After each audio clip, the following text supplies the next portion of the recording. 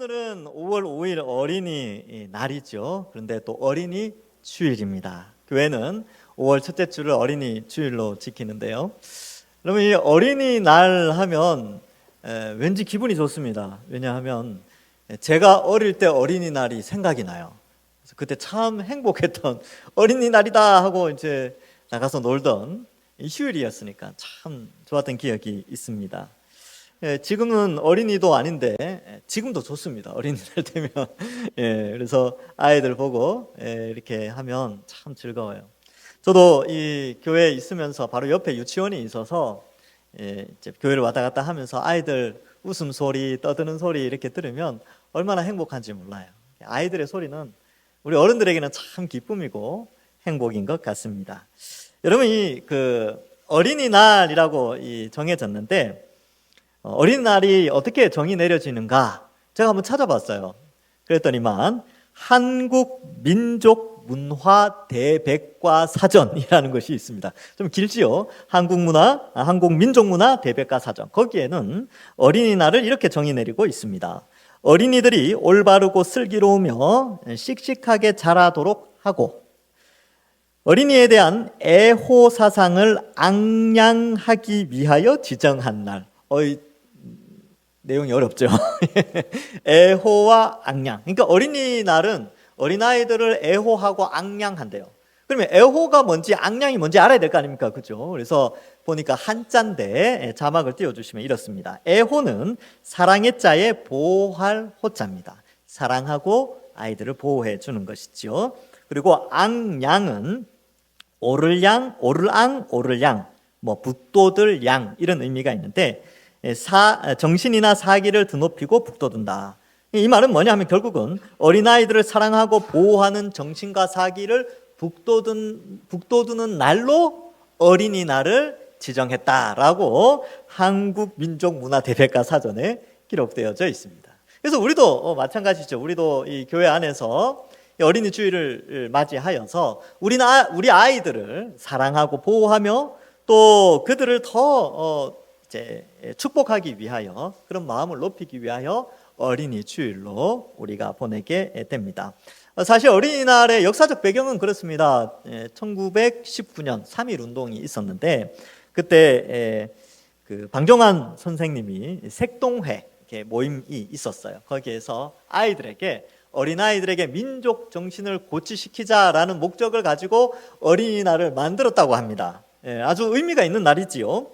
그래서 5월 1일 날이 원래는 처음에는 어린이날이었는데 추후에 이제 5월 첫째 주 주일로 쉬는 날로 그렇게 하자라고 했다가 광복 후에는 5월 5일로 바뀌고요. 1975년에 공휴일로 지정하여 이제 그날을 쉬게 되었습니다. 지금껏 이제 1975년에 지정되어져서 지금껏 우리가 5월 5일 날은 휴일이 되는데 안타깝게도 오늘 같은 날 이렇게 이제 주일인데 어린이날 이날 아이들이 슬퍼하는 거예요. 원래 하루 동안 놀아야 되는데 원래 쉬는 날 쉬니까 그 아이들의 심령을 우리 정부가 깨닫고 2018년도에는 대체 휴일, 그러니까 오늘 주일이니까 내일 하루 아이들을 위하여 가족이 쉴 수 있도록 그렇게 대체 휴일로 2018년도에 정하게 되었습니다.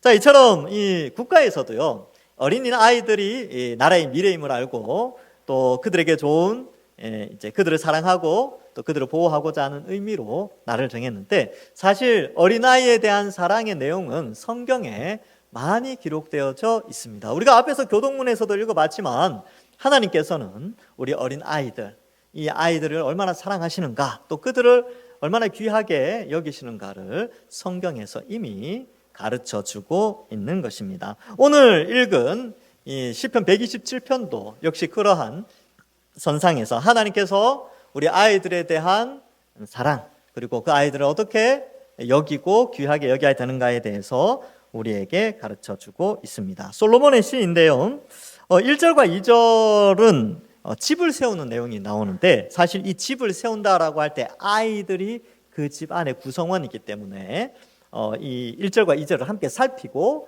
3절 이하를 살펴보도록 하겠습니다. 1절에 보면 여호와께서 집을 세우지 아니하시면 세우는 자의 수고가 헛되다라고 되어 있죠. 왜 그러냐 하면 집은 가정이라는 것은 남자와 여자가 만나서 새 가정을 이루게 됐지요. 이것은 창조의 원리입니다. 에덴 동산에서 하나님이 남자와 여자를 만드시고 부모를 따라 둘이 하나가 되도록, 그래서 새 가정을 이루도록 창조의 원리 속에 집이 세워졌죠. 근데 많은 사람들은 집은 내가 세우는 거다, 즉 이 부모가 그 가정을 세우는 것이다, 남자와 여자가 결혼해서 집을 세워간다라고 해서 집은 내가 세우는 거야, 그래 내가 이 집을 잘 세우기 위해서 이러한 것들을 준비할 거야 라고 생각을 하는데, 성경은 우리에게 집은 하나님이 세우신다라고 말씀하고 있습니다. 여러분들 짐을 조금 내려놓으십시오.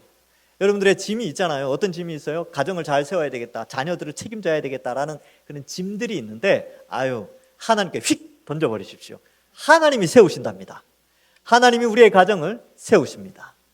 오늘날 많은 사람들은 돈이 많아야 집을 세울 수 있다라고 생각을 합니다. 지혜가 많아야 집을 세우고 건강이 있어야 집을 세운다라고 생각을 합니다. 그러나 물론 틀린 말은 아니지만 우리의 가정, 예수 믿는 사람들의 가정은요, 하나님이 세워주십니다.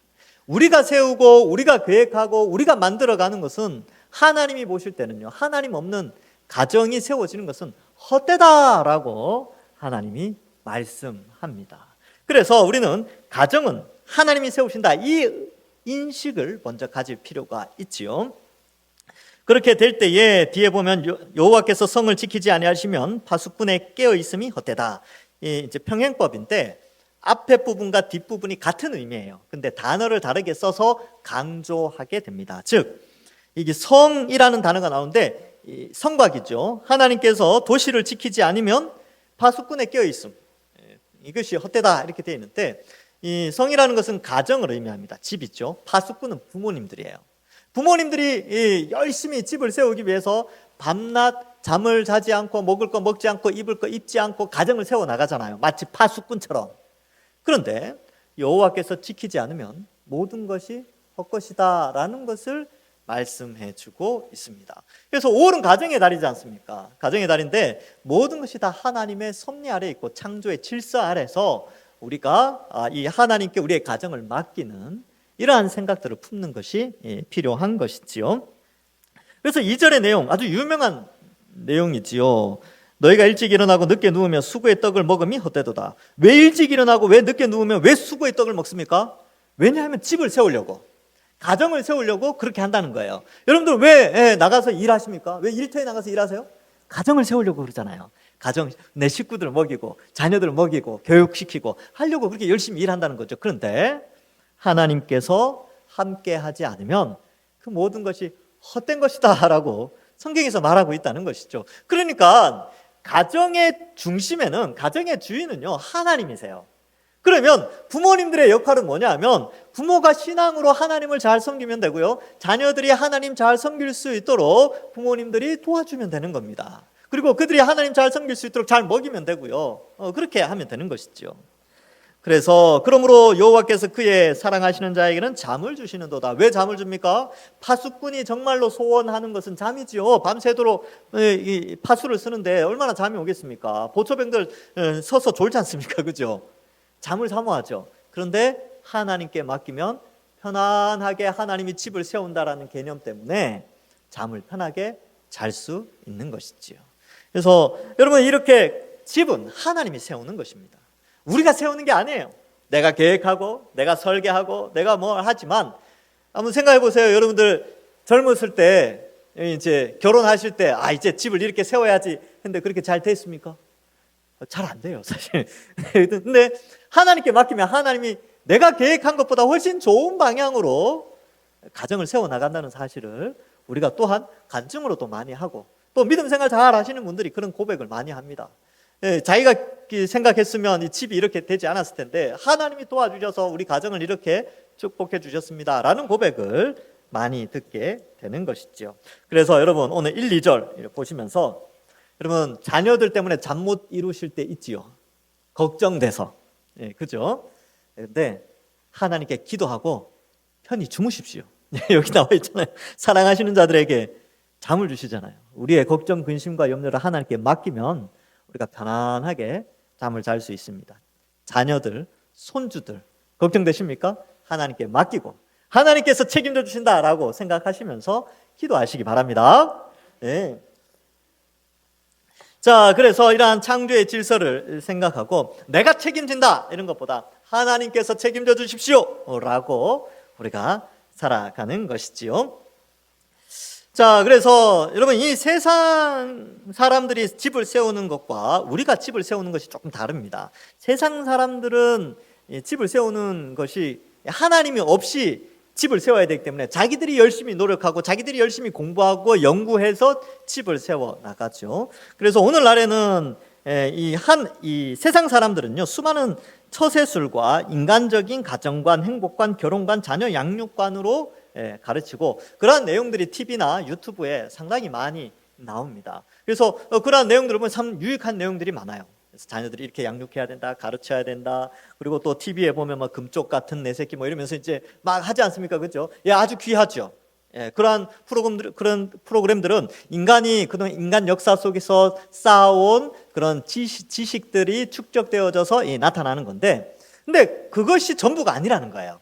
성경이 우리에게 예수 그리스도의 십자가 형벌 대속의 은혜로 구원받은 우리가 이루는 가정은 그런 세상에서 양육하는 가정관, 세상에서 추구하는 가정관과는 다른 방향으로 가야 된다는 것을 우리에게 말씀해 주고 있는 것입니다. 그래서 파수꾼과 같은 탁월한 가정 상담가가 있을 수는 있지만, 그러나 하나님께서 그 가정을 세우시고 또 하나님께서 보호하지 않으시면 모든 것이 헛되다라는 것을 우리에게 말씀해 주고 있다는 것이죠. 그래서 우리는 하나님 중심으로 가정을 세워가야 된다. 그 중심에 바로 우리 어린 아이들이 있다는 것을 성경은 우리에게 말씀해 줍니다. 그래서 3절에 보시면 보라라고 되어 있죠. 보라. 이 보라라는 것은 주목하십시오 이런 뜻입니다.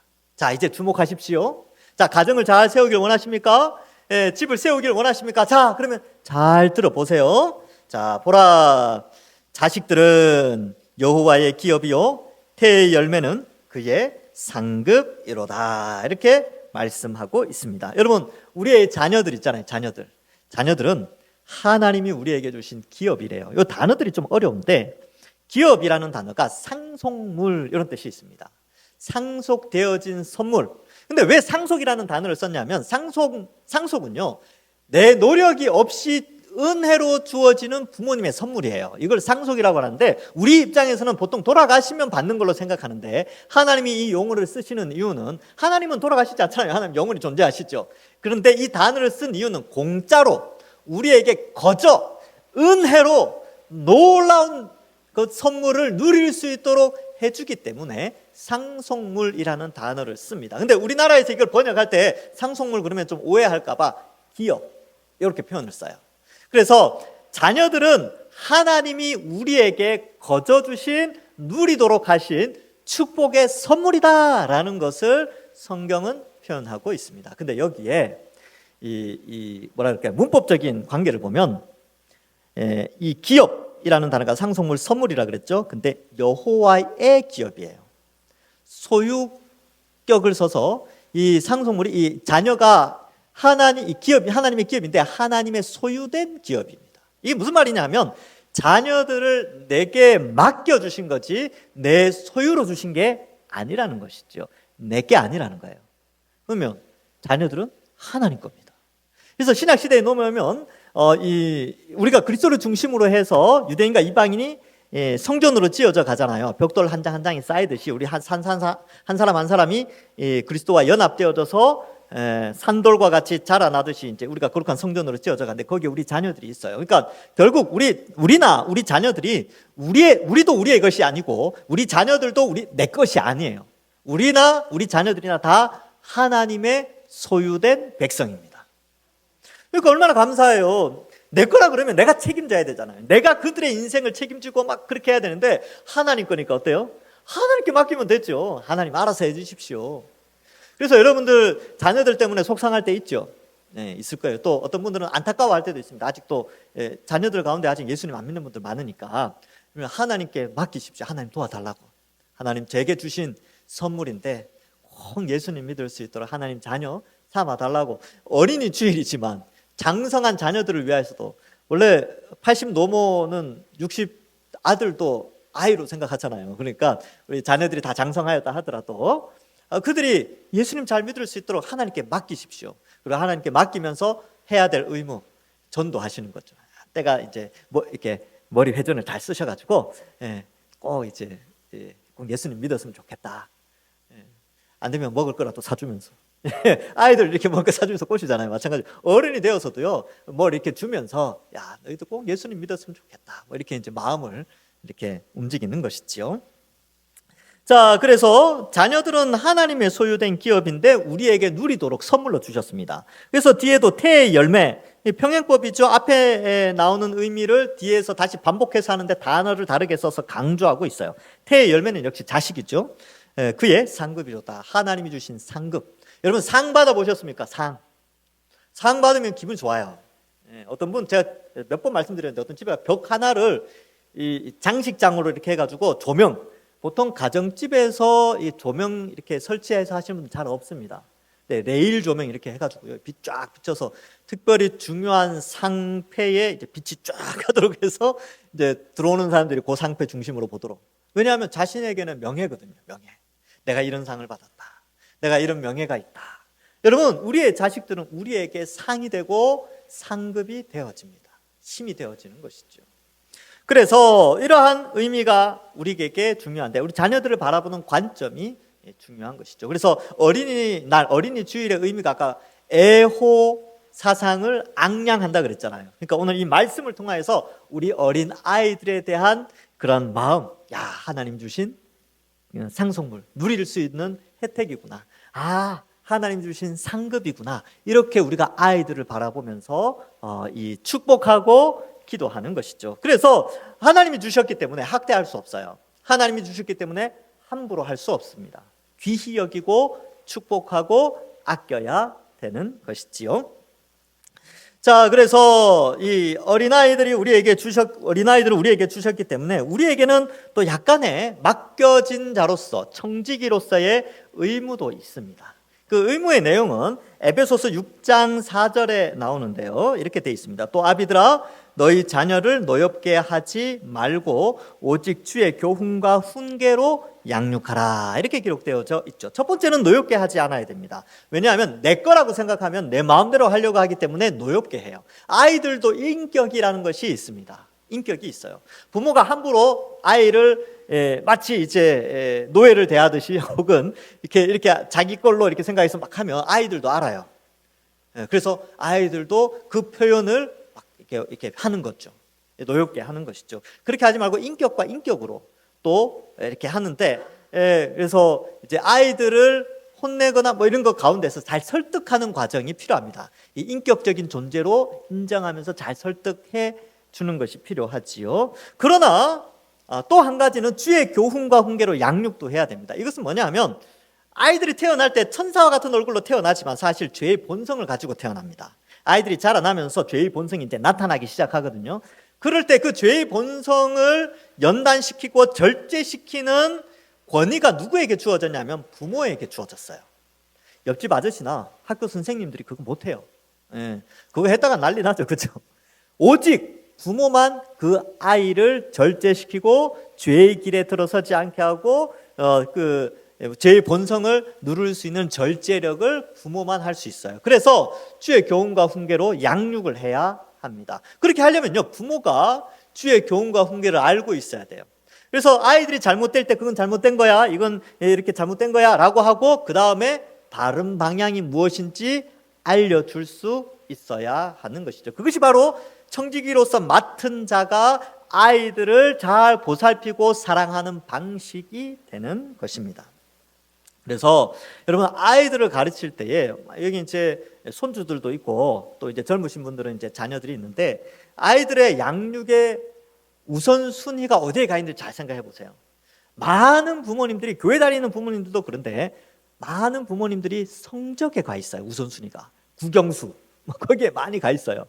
그런데 그게 필요 없다는 게 아니죠. 이 세상을 살아갈 수 있도록, 나중에 독립할 수 있도록 부모가 그 역할도 감당해야 되니까 그런 교육도 시켜야 되는데, 성경은 우리에게 잘 보세요. 집을 세우시는 분은 하나님이세요. 그렇죠? 자녀들을 세우시는 분도 하나님입니다. 그러면 자녀들이 잘 설 수 있도록 국영수도 중요한데 우선순위는 신앙교육입니다. 하나님을 잘 믿을 때에 제대로 된 집이 세워지는 것이죠. 부모에게 보람이 뭐냐 하면요, 자녀들을 잘 키워 독립시켜서 결혼시키는 거 아닙니까? 이게 부모에게 보람이죠. 근데 그 결혼시키는 자녀들의 그 가정이 믿음에 서 있지 않을 때는 마음이 아프잖아요. 그러니까 어릴 때 또 손주들, 자녀들, 또 이미 장성한 자녀들이라 할지라도 늦지 않았습니다. 계속 기도하시고 하나님께 기도하시면서 어떻게 해서든지 예수님 믿을 수 있도록 부모님들이 도와주시면 되는 것이지요.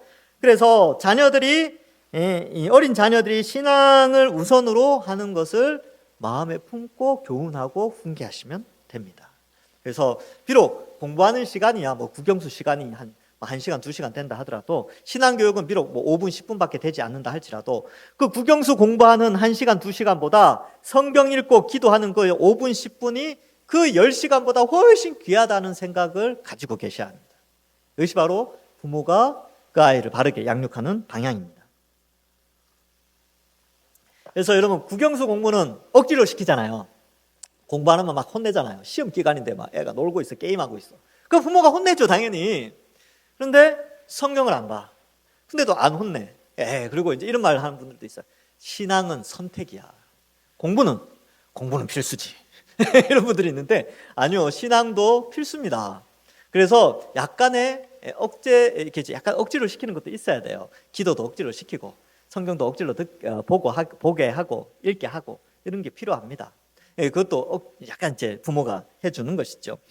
그러면 정말 그런가? 성경에서도 자녀 교육을 억지로 해야 된다는 것을 많이 가르쳐주고 있어요. 신명기 6장 1절부터 3절에 보면 이런 내용이 나옵니다.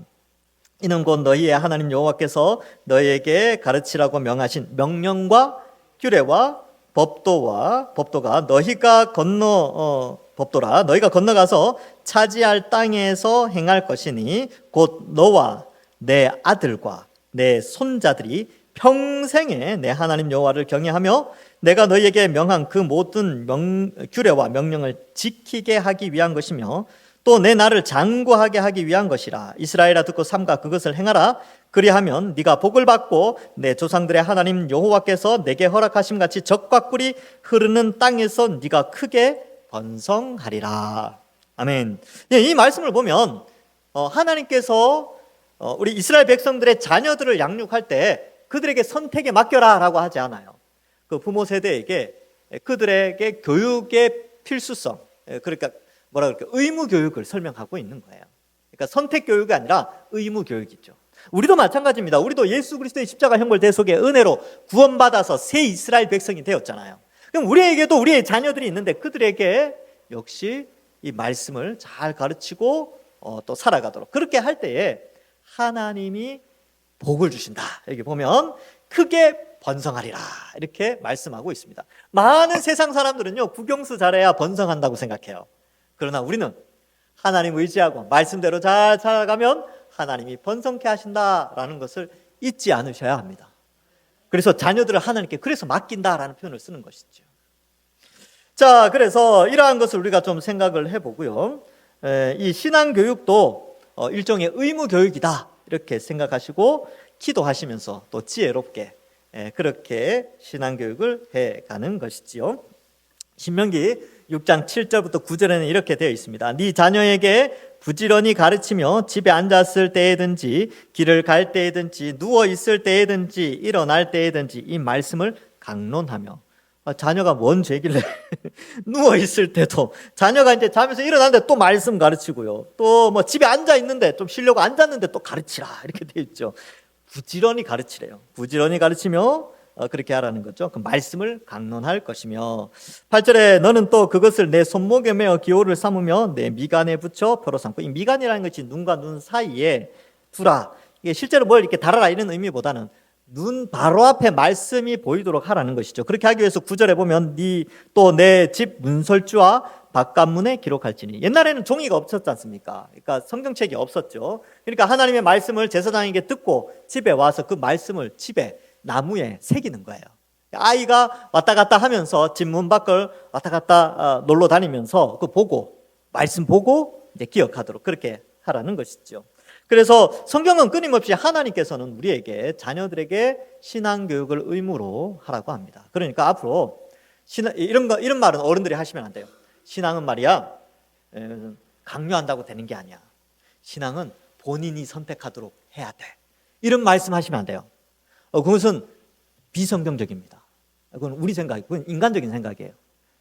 성경적인 생각. 하나님이 우리에게 주신 가르침은 뭐냐면 자녀를 성경적으로 의무적으로 가르쳐라 이거예요. 그게 바로 아이들을 사랑하고 보호하는 겁니다. 여러분 이 세상이 얼마나 타락한 세상입니까? 우리 사랑스러운 이 아이들을 이 타락한 세상 가운데서 보호해야 될 거 아닙니까? 하나님 백성으로. 그게 우리의 의무예요. 어른들의 의무입니다. 그러니까 주일학교 우리 교회 안에서 어린이 주일의 목적은 바로 그런 어린 아이들을 죄악된 세상에서 잘 보호하고 사랑하기 위해서 이러한 것들을 다시 한번 되새김질하는 거죠.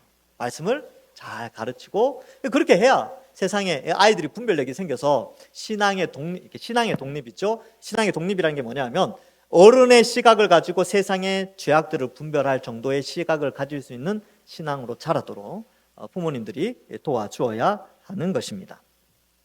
자, 이제 다시 이 3절에 보면 기업과 상급이다. 그죠? 하나님 주신 선물이에요. 그러니까 잘 맡았으니까 잘 양육해야 되고 4절과 5절을 한꺼번에 묶어서 볼 수 있습니다. 4절에 보면 젊은 자의 자식은 장사의 수중의 화살과 같다라는 비유를 쓰는데 이 타번역본에 보면 젊을 때 낳은 자식, 젊을 때 낳은 아들은 용사의 손에 있는 화살과 같다 이렇게 또 쉽게 번역하기도 합니다. 여러분 군인이 전장에 나갔을 때 무기가 필요하지요. 이 당시에는 화살이 무기였습니다. 지금으로 치면 이제 이런 거죠.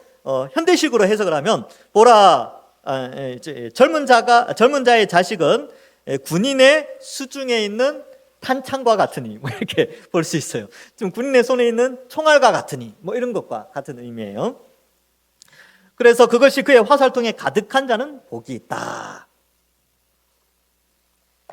저는 화살이 하나밖에 없습니다. 안타깝죠. 그렇습니다. 근데 이제 여기 계신 분들은 화살이 좀 있으신 분들도 있고, 그래요. 또 오늘날에 이제 이 문제가 우리 장로님 기도할 때도 그랬고 참 그랬는데 이 저출산 시대에 접어들었습니다. 이 저출산 현상은 나라가 선진국으로 들어가면서 이 현상이 굉장히 강해진대요. 왜냐하면 이 물질에 대한 풍요가 있고 그 풍요로움 가운데에서 그것을 누리고 생활하는 것에 익숙하다 보니까 이제 그러한 문제들이 발생하죠. 그래서 많은 사람들의 선진국에 속한 많은 사람들의 머릿속에 생각하는 게 뭐냐면 자녀들은 돈으로 키운다라는 생각이 팽배해져 있습니다. 그런데 막상 실질적으로 자기를 돌아보니까 돈이 풍부하지 않거든요. 그러니까 자녀들을 낳아서 가난하게 사느니 차라리 부유하게 살겠다 이런 개념이 선진국에일수록 많이 되어져 있습니다. 그래서 많이 낳지 않게 되고요. 그리고 결혼 연령대도 많이 이제 늦어졌죠. 옛날에 우리 어르신들 뭐 7남매 8남매 낳을 때 몇 살에 결혼했습니까? 10대 후반이나 20대 초반에 결혼해서 그때부터 애 낳기 시작했죠. 저희 어머니도 그랬습니다. 제 7남매인데 저희 어머니도 일찍 결혼하셔서 낳았죠.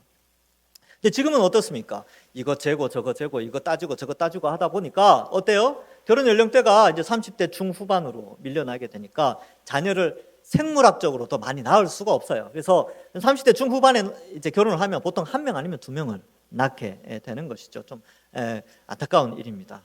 저는 이제 속으로는 그렇게 생각해요. 저도 아들이 하나 있는데 이놈이 좀 일찍 결혼해가지고 좀 많이 낳았으면 좋겠다. 그런 생각이 있습니다. 그래서 30 전에 결혼했으면 좋겠다. 요즘 20대 때 결혼해서 손주들 좀 많이 봤으면 좋겠다. 이런 생각이 있어요.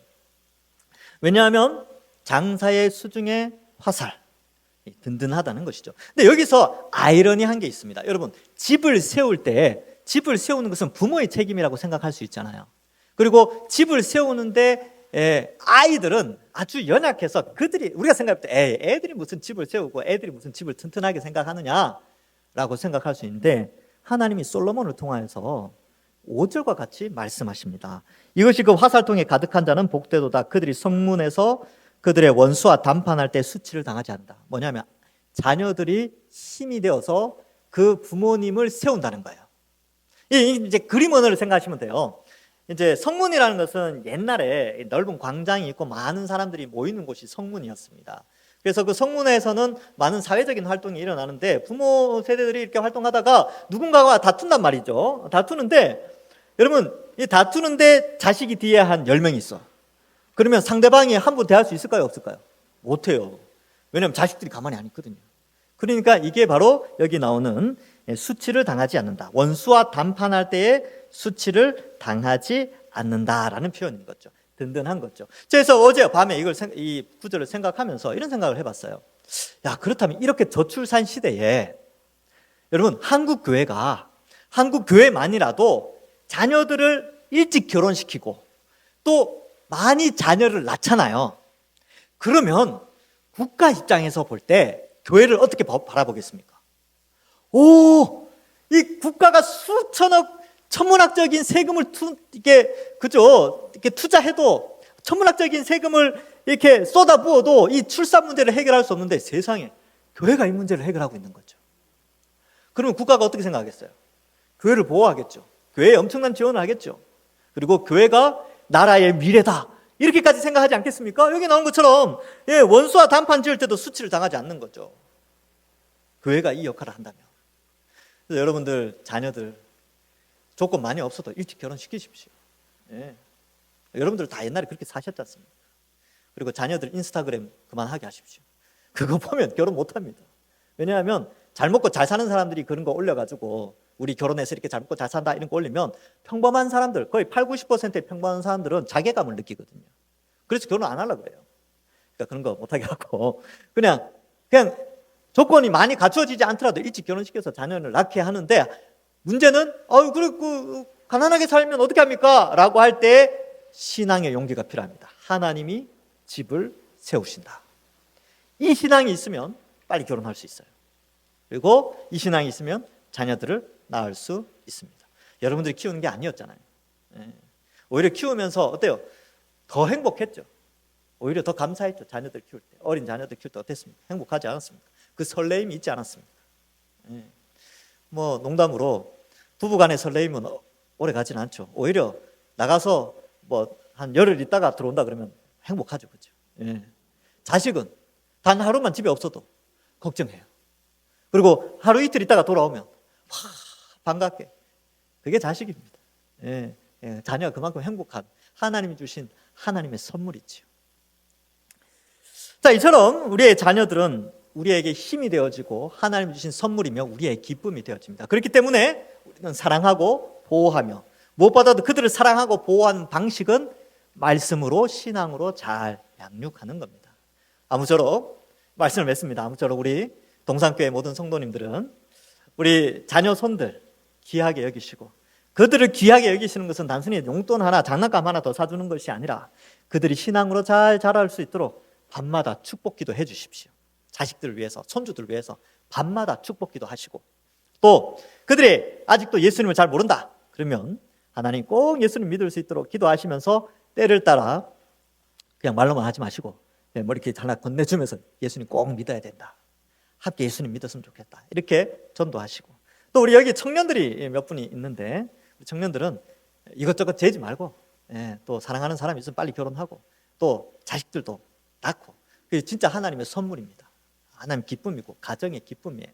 그래서 이 저출산 시대에 출산에 대한 소망도 결혼해서 출산에 대한 소망도 가지시고, 또 그리하여서 정말 우리 이 동산교회가 어린아이들의 웃음이 가득 넘치고, 또 이것이 우리의 힘이 되어지고, 또 우리 동산교회의 미래요, 또 이 나라의 미래가 더욱더 밝아져서 정말 나라에서도 칭찬하겠지만 무엇보다도 하나님께서 칭찬하시는 우리 동산교회, 또 우리 자녀들을 키우는 우리 모두 부모님들 세대들 되시기를, 그리하여 각 가정이 더욱더 번성하고 하나님의 손으로 든든히 세워져 가기를 주님의 이름으로 간절히 축원합니다. 기도하겠습니다. 하나님 아버지, 은혜를 감사합니다.